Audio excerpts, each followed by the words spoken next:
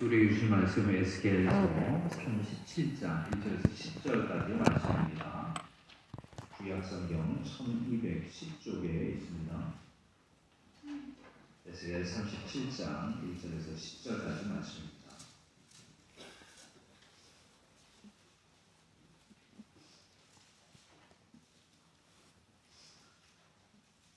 네, 말씀을 교독하도록 하겠습니다.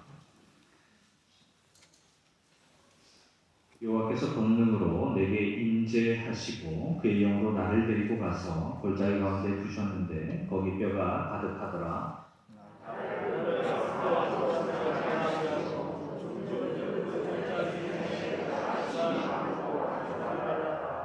그가 내게 이르시되 인자야 이 뼈들이 능히 살 수 있겠느냐 하시기로 내가 대답하되 주 여호와여 주께서 아시나이다.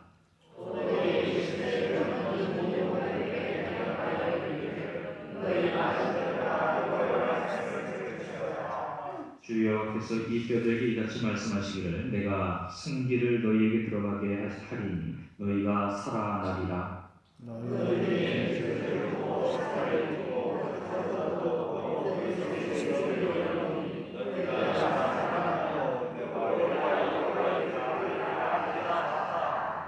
이에 내가 명령을 따라 태어나니 태어날 때 소리가 나고 움직이며 이 뼈 저 뼈가 들어맞아 뼈들이 서로 연결되더라. 내가 또 보니 그들의 힘주시고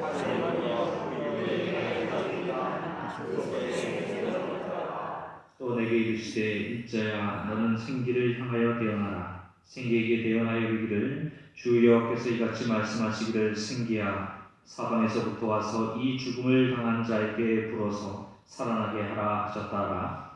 이에 내가 그 명령대로 태어나였더니 생기가 그들에게 들어가매 그들이 곧 살아나서 일어나 서는데 극히 큰 군대라. 아멘.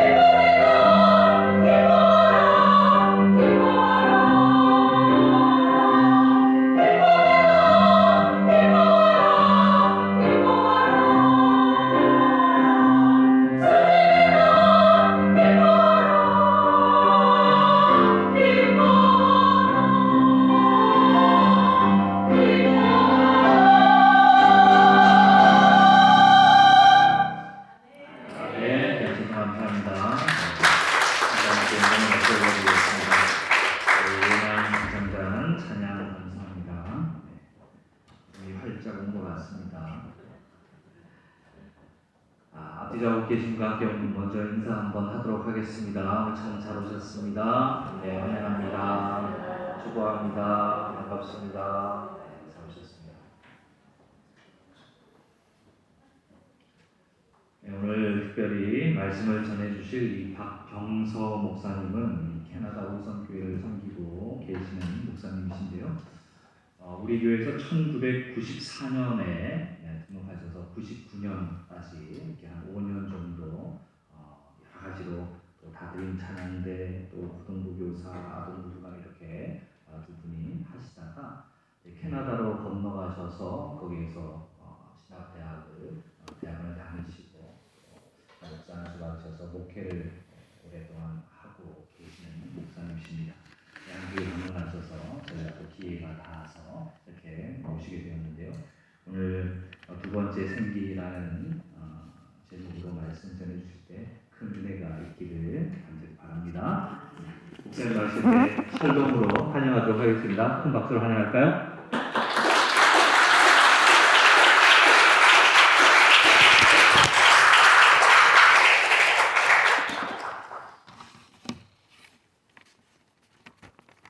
오늘 말씀 제목은 두 번째 생기라는 제목입니다.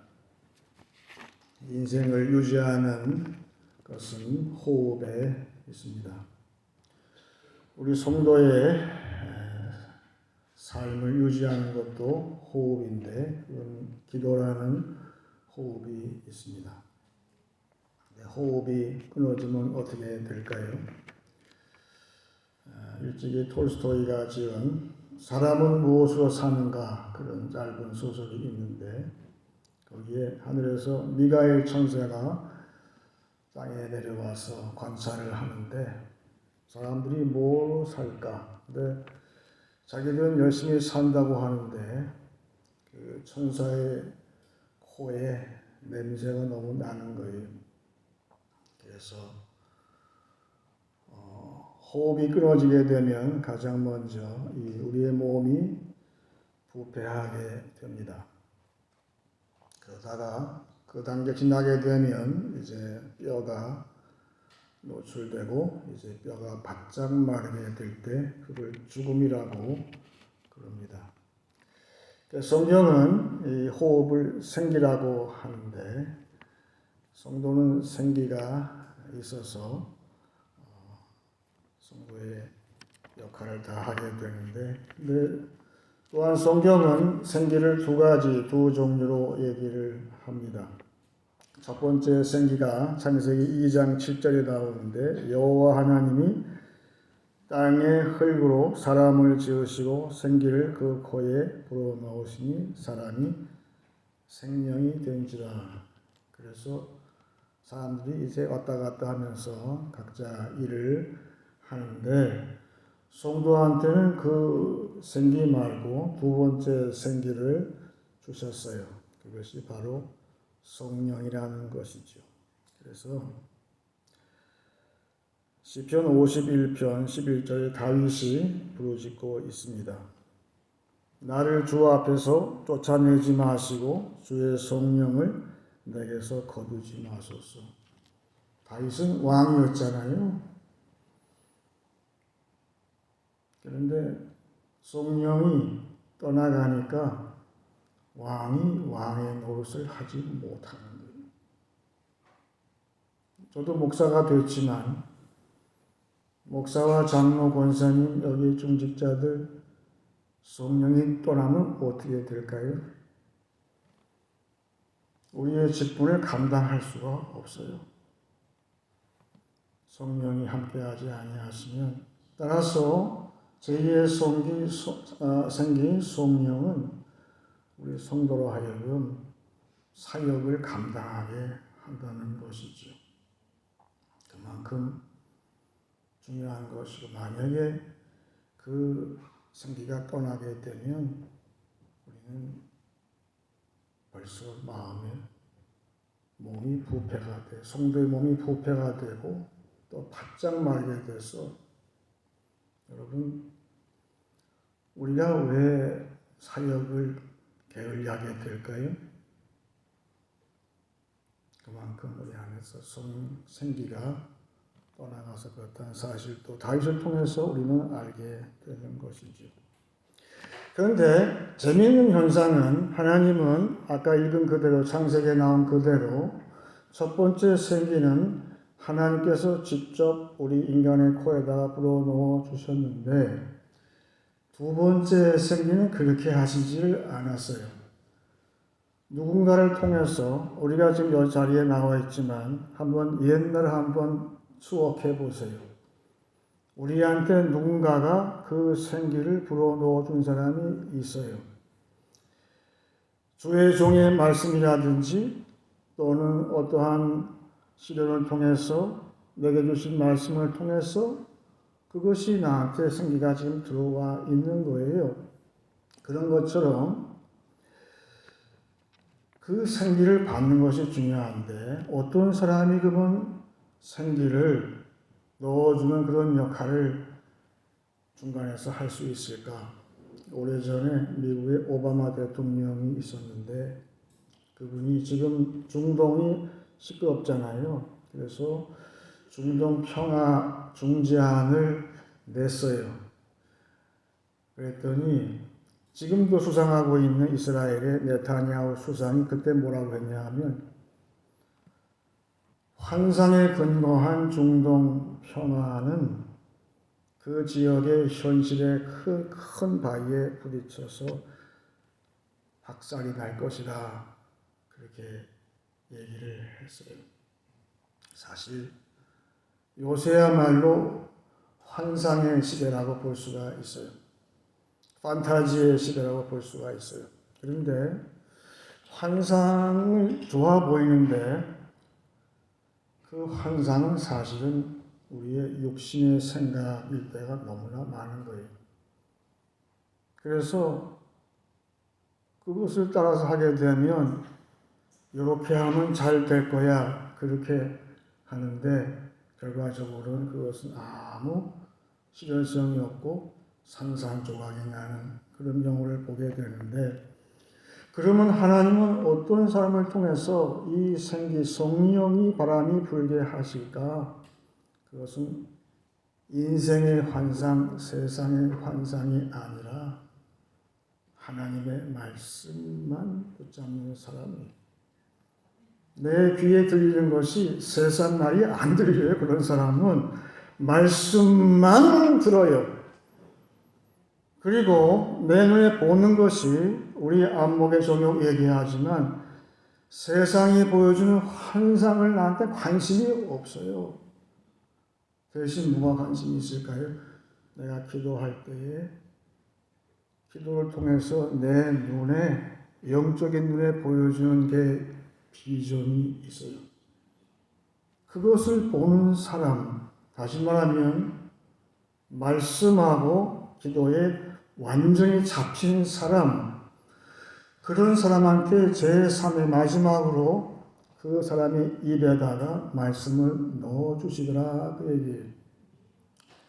그럴 때 오늘 에스겔서 37장에 에스겔은 사실 여러분 에스겔서 잘 아시다시피 반복적으로 나오는 말은 인자야 그래요. 인자야. 이거는 예수님한테 적용하신 인자야 그런 뜻도 물론 있겠지만서도 이것은 그냥 평범한 인생 그 뜻이에요. 우리 모두가 호흡에 의존하는 그냥 평범한 인생일 뿐이에요. 그런데 에스겔이 하나님이 보여주시는 환상을, 하나님이 보여주시는 비전을 봤어요. 그리고 말씀을 들었어요. 그랬더니 하나님께서 에스겔 입에다가 말씀을 넣어주셨다. 그런 사람을 통해서 에스겔은 우리처럼 평범한 인생이었어요. 그런데 말씀만 붙잡고 여러분 에스겔의 그 고난을 다 아십니까? 말씀을 붙잡기 위해서 애를 썼어요. 그리고 하나님께서 보여주시는 것만 보려고 애를 썼어요. 마침내 에스겔 입에 말씀이 넣어졌어요. 그랬더니 에스겔이 평범한 인생에서 생기, 두 번째 생기인 성령의 바람을 불게 하는 데에 쓰임받는다는 사실을 우리는 알게 됐어요. 하나님이 우리 성도를 이만큼 높여주셨어요. 우린 평범한 인생이었는데 하나님의 말씀을 대언할 수 있는, 여기에 대언은 소위 예언한다는 뜻인데, 또 그 일을 하는 사람, 그냥 평범한 인생에서 이렇게 될 때, 에스겔처럼 쓰임받을 때에는 선지자가 된다는 거예요.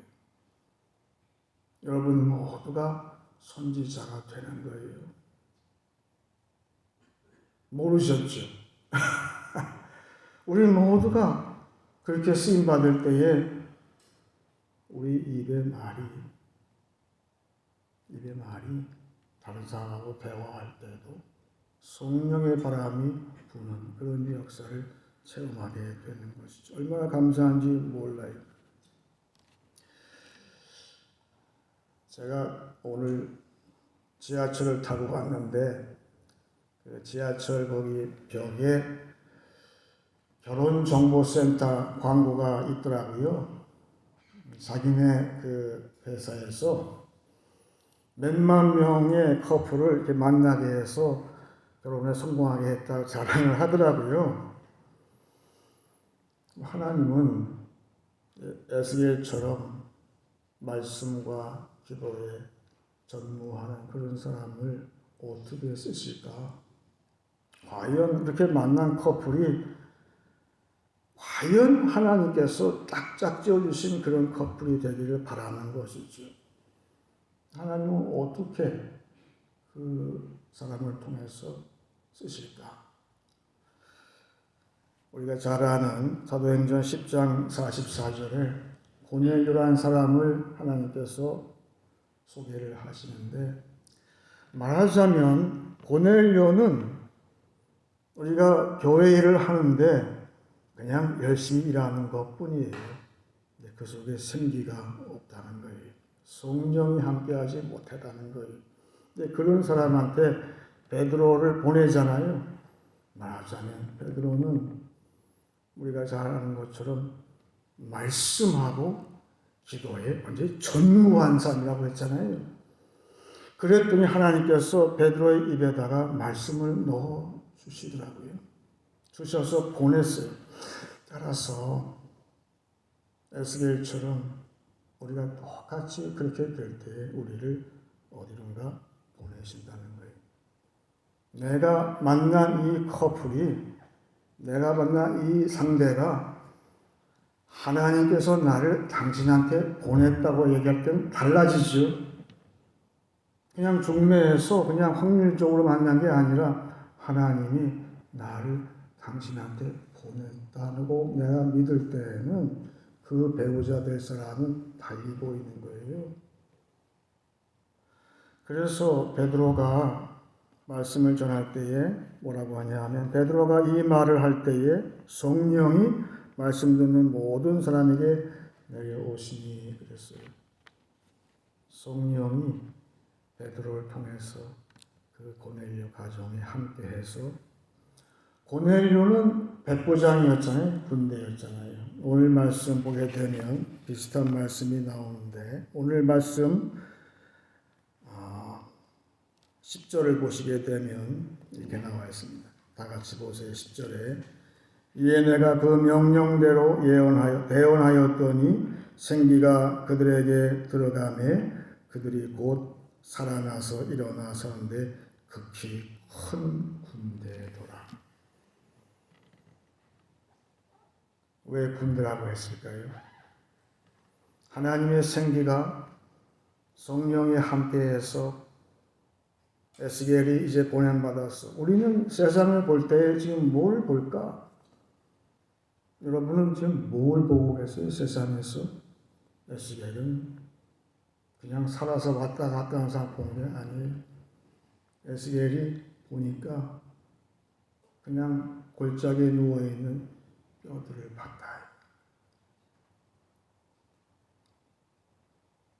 우리도 그 실상, 이 현재 뭘 할 것처럼 환상으로 가득 차 있는 이 세상을 볼 때에 우리도 하나님 말씀만 붙잡고 완전히 기도에 잡혀 있을 때 우리 눈에도 보이는 게 있을 거예요. 그렇잖아요. 그랬을 때에 거기에 생기를 대언을 하니까 일어섰는데 큰 군대가 되었다. 왜 군대냐? 생기가 불어오니까 오직 순종하는 군대처럼 문제는 순종 못해서 문제가 되는 것이죠. 우리가 사역을 쉬는 것도 순종하지 못해서 그러는 거예요. 그렇지 않아요? 순종을 못하니 근데 군대가 되었어요. 그리고 또 하나는 군대라는 뜻은 싸우는 거잖아요. 여러분 지금 이 세상 만만하십니까? 순종치 못하게 그 배후에서 조종하고 있는 배후의 세력이 뭔지를 지금 에스겔은 보는 거예요. 그래서 군대가 되는 거예요. 싸우는 거죠. 싸운다는 게 뭐 멱살 잡고 싸운다는 뜻이 아니에요. 그 실체를 내가 보면서 아 여기가 싸움터로구나. 지금 이 세상에 싸움터는 여기에 있구나. 그래서 목숨 걸고 그거 싸우는 거예요. 그럴 때 성령 생기가 함께함으로 그 모든 것이 우뚝 일어서서 어제까지는 우리 교회가 그냥 교회였지만 내일부터는 큰 군대가 될 때, 군사가 될 때 우리 주변 사회는 달라지는 거예요. 왜? 내 입술에 나오는 그 말 자체가 능력이기 때문에 성령의 바람을 불게 하기 때문에 달라지는 거예요. 제가 어제도 우리 친척, 안 믿는 친척이 있어요. 젊은 부부인데 교회 안 나가요. 그래서 하루 내내 붙들고서 저희 부부가 얘기해 줬어요. 근데 좀 놀랐어요. 그 사람들이 말씀을 듣더라고요. 그래서 마치 교회 믿고 나갈 것처럼 기대를 하는 거죠. 왜 그랬을까요? 저는 그렇게 각오하고 왔으니까 그렇죠. 캐나다에서 여기 왔으니까. 감사하더라고요. 마찬가지. 이제 교회 문을 나설 때에 우리 입에서 나오는 여기 보니까 고넬료 얘기 나와 보니까 그 말을 베드로가 그 말을 할 때라고 되어 있는데 그 말은 소위 로고스가 아니라 레마라고 되어 있어요. 그 뜻은 여기 강단에 서 있는 목회자의 말만이 아니라는 뜻이에요. 우리 모두가 세상에 나가서 하는 모든 대화 가운데서 성령의 바람이 분다는 거예요. 지금 이 세상에 그게 가장 필요한 거예요. 우리 대화 가운데서 우리 자녀하고 대화할 때도 그렇고 우리 직장 선후배하고 대화할 때도 그렇고 그게 엄청난 거예요. 이 세상에 내 눈이 볼 때에는 뼈만 가득한 거예요. 그걸 내 눈을 보면서 얼마나 에스겔의 마음이 안타까웠겠어요. 그 안타까운 마음이 내 안에도 있다. 대화할 때. 저 심령이 냄새가 문제가 아니라 뼈만 남아서 바짝 말랐어요. 그럴 때 내 마음이 어떨까?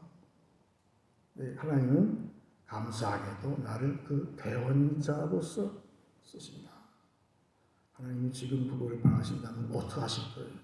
각자한테. 그래서 사실 요새 세상이 제가 여기 캐나다에서 왔는데 5주를 제가 여기 캐나다에서 한국에 있는데 제가 방문하는 교회마다 주제는 똑같아요. 뭐냐 하면 질문이 왜라는 거 왜. 하나님 왜 이렇게 만드실까? 그러니까 질문이 중요한데 우리가 요새 질문이 있으면 인생의 질문이 있어요. 그럴 때 요새 소위 얘기하는 인공지능한테 가서 물어보는 사람들이 다 그래요. 그런데 오늘 에스겔의 질문 나오는 것은 좀 달라요. 오늘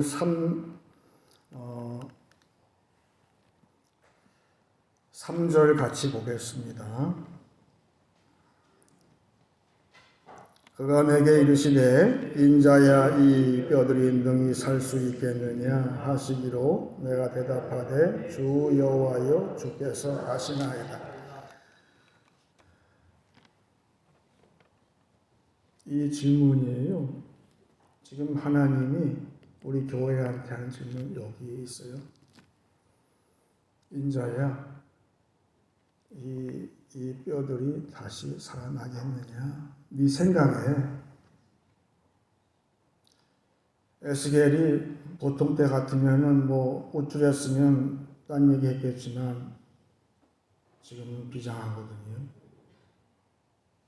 이 말은 주여 저는 모르겠습니다. 하지만 주님은 아십니다. 그 뜻은 거기에는 소망이 들어가 있는 거예요. 이 질문을 하시는 거 보니까 제가 알겠습니다. 주님이 아십니다. 그 얘기는 이제 곧 주님이 이 뼈들을 살리실 것을 제가 알겠습니다. 그 뜻이 포함되어 있거든요. 소망이. 그래서 에스겔 대답을 그렇게 했는데 그 에스겔 대답이 곧 나의 대답이 되는 거예요. 지금 우리 교회가 혹은 이 지역 사회가 이 사회가 다시금 생기가 들어가서 다시 살아날 수 있겠는가 저는 몰라요. 주님은 아십니다. 왜냐하면 주님이 이제 곧 하실 테니까. 제가 그 얘기를 하고 다닌 거예요. 5주 내내. 그래서 교회 목회자라든지 또 장로님 만나서 그 얘기를 하고 다니는 거예요. 소망이 있습니다. 이제 주님이 그렇게 하실 것 같으니까. 지금이 그런 시기라는 거예요. 저는 아주 긍정적이에요. 낙관적이 하나님 이제 곧 하실 테니까. 누굴 통해서? 에스겔처럼 완전히 말씀만 듣고자 하고 기도를 통해서 하나님 주시는 비전만 보기를 사모하는 사람, 내 입에다가 말씀을 넣어주실 테니까. 그러면 내가 우리 아들, 딸하고 하는 대화 가운데서도 성령의 바람이 불 것이기 때문에 소망 가운데 에스겔은 참 기뻐했을 거예요. 참 기뻐했을 거예요. 그런 마음이 우리의 마음이 된다는 것이죠. 오늘 말씀을 제가 이제 정리하겠습니다. 하나님의 생기가 떠나면 인생은 부패하게 되고 마침내 건조하게 될 것입니다. 성도 안에 두 번째 생기는 하나님의 일을 하게 만듭니다. 세상의 환상이 아니라 하나님께 듣고 보고 말하는 사람을 통해 성령의 바람은 불게 됩니다. 두 번째 생기, 성령과 함께하는 자를 보내셔서 세상을 살리는 군대와 군사 되게 하십니다. 주님은 하신다는 믿음으로 세상에 보냄받아서 부패하고 또 바짝 마른 세상을 살려내는 한 주간 되시길 축원합니다. 이제 제가 같이 기도하기 전에 오늘 말씀 1절로 5절 제가 읽고 같이 합심해서 기도하신 다음에 담임 목사님 나오셔서 마무리 기도해 주시기 원합니다. 여호와께서 권능으로 내게 임재하시고 그의 영으로 나를 데리고 가서 골짜기 가운데 두셨는데 거기 뼈가 가득하더라. 나를 그 뼈 사방으로 지나가게 하시기로 본즉 그 골짜기 지면에 뼈가 심이 많고 아주 말랐더라. 그가 내게 이르시되 인자야 이 뼈들이 능히 살 수 있겠느냐 하시기로 내가 대답하되 주 여호와여 주께서 아시나이다.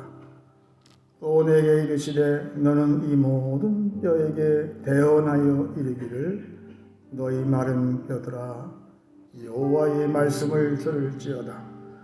주 여호와께서 이 뼈들에게 이같이 말씀하시기를 내가 생기를 너희에게 들어가게 하리니 너희가 살아나리라. 다 같이 기도하시겠습니다.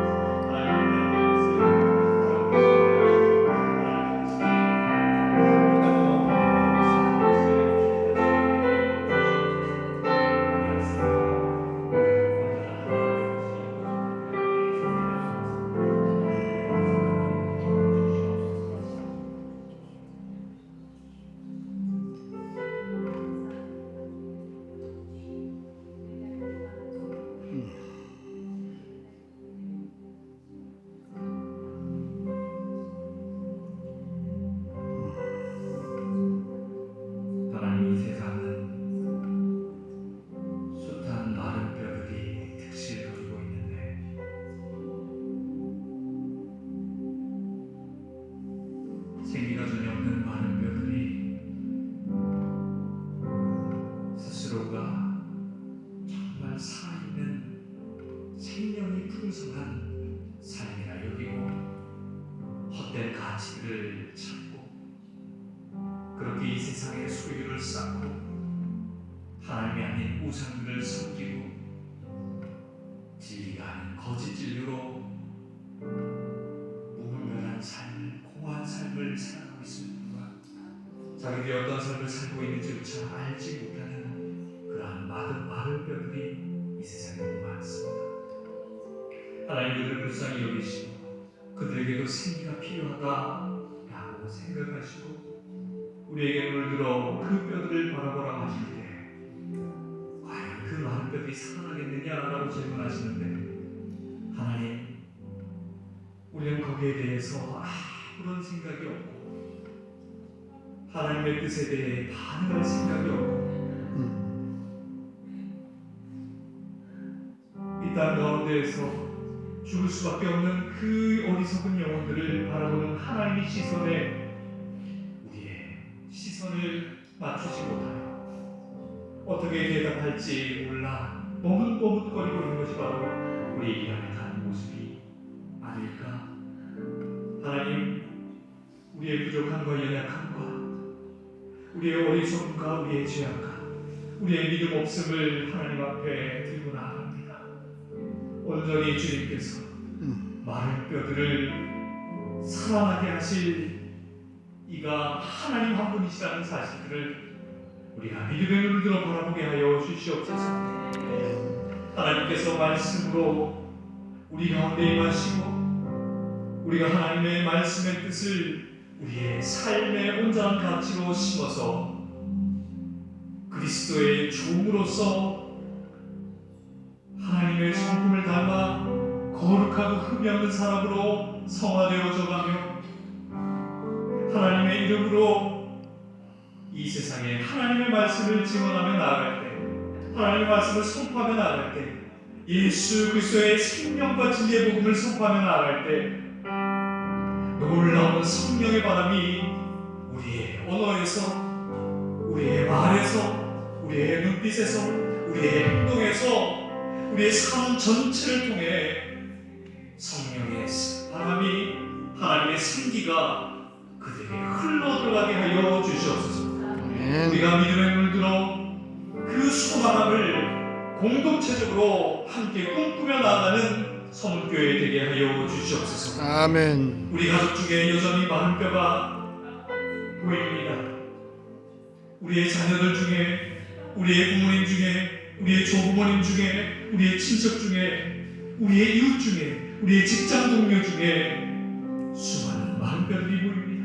심지어 교회 안에서도 종교적인 열심으로 인해 교회를 열심히 다니지만은 여전히 성령을 경험하지 못한 마른 뼈들이 보입니다. 하나님 영안을 열어주셔서 마른 뼈들을 바라보는 하나님의 시선을 갖춰서 애통하는 심정으로 하나님의 말씀 사역에 동참하는 우리 모두가 되게 하여 주시옵소서. 성령의 사랑으로 우리를 빚어가 주시옵소서. 우리의 소망함이 이 땅 가운데 먹고 잘 사는 것에 있는 것이 아니라 성경의 사람들이 이 땅 가운데 더욱더 많아져서 이곳이 바로 하나님의 나라, 하나님께서 이루시고자 하는 놀라운 생명과 진리의 나라가 되기를 꿈꾸는 우리가 되게 하여 주시옵소서.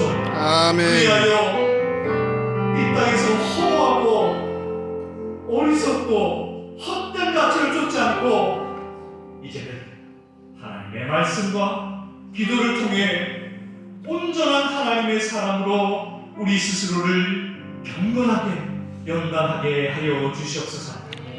이 경건의 수업을 멈추지 않게 하시며 놀랍도록 우리를 통해 올 한 해, 아니 평생 우리를 빚어가시려는 하나님의 음성과 목적에 우리가 순종하는 믿음의 사람들 다 되게 하여 주시옵소서.